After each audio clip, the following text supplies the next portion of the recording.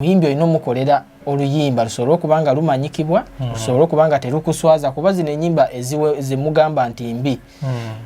tunenya produce okutandikira ku studio eyakola oluyimba produce yalukuba noyo yaluyimba abo bonna tubanenyeza mulundi gumu producer asobola okujja mulimu abayimbi abamu najja n'oluyimba nga luwanvu naye ng'ebigambo ebimu bifaanagana temuli makulu kati ng'oluyimba olwo tulina okulusengeka aleme kuddingana mu bigambo tebaddingananga mu bigambo naye bano abayimbi b'ennaku zino asobola okujja nga wakadongo kamu ng'ebigambo abiddinganya kyekitwetera okubanga tubyeditinga kyetuyita mu tubyeditinga ne tubisengeka bulungi ne bibeera nga anti kisinziira bw'abanga akusasudde sente n'azimalayo oluyimba oba olina oddumu naye abayimbi abamu asobola okujja n'asasula ezisooka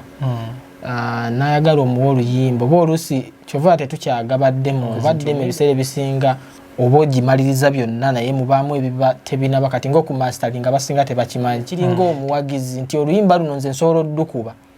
nembaako kyenfiiringa kati ate n'omuwagizi alina kyafiiringa ekyenjawulo kati ffe tukolagana ne baproducer bannaffe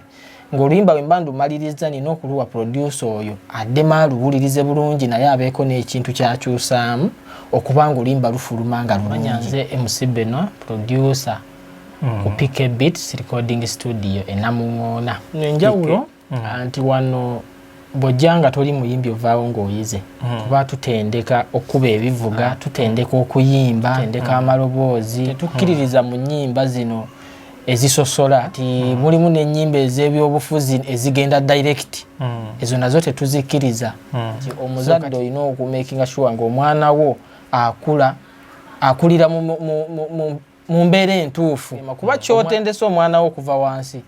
kyalibeera ne mubukulu omutima gwange nzijukira taata yabeeranga ku lupapula si mupiira muzira ennyimba nga nawe munyininyini bw'olutega n'oluwuliriza okwatibwa ensonyi ng'ate oli wekka timulimu ennyimba oluyimba ne balukuba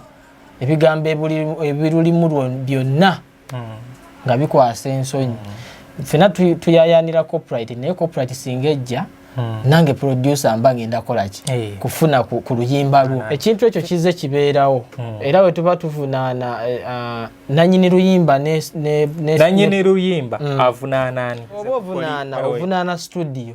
gye wakoleramu kati awo nange wenviirayo nange mba nina kukola butaweera kulabika nga ki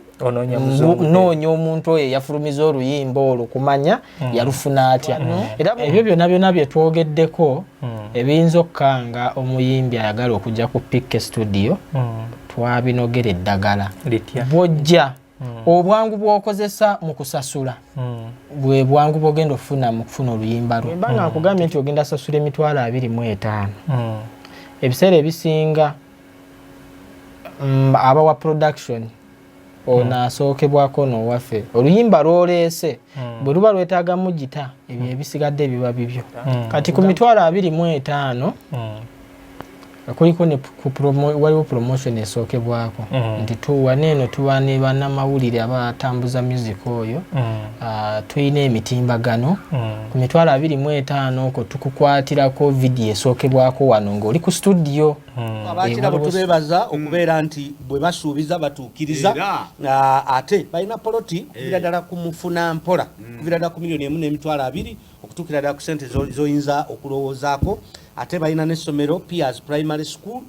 ate balina n'ekirabo Soccer Academy kakati mu mbeera eyo yonna beekwate mu batwalira abaana Piers Primary School esangibwawo Buwambo mu kibuga awo wakati oba otwala omwana agenda asome ku nsimbi ate yatugambye nti balina ne basare balina basare okutandikira ddala ku mitwalo 10 okutuukira ddala ku nsimbi zoyinza okulowoozaako bannaffe ba Piers Primary School kale twekwata kirabo mu buli nsonga asobole okukulaakulanya olulimi lwa Ssaabasajja ensonga zonna zisobole okuba nga zitambula banyabo ne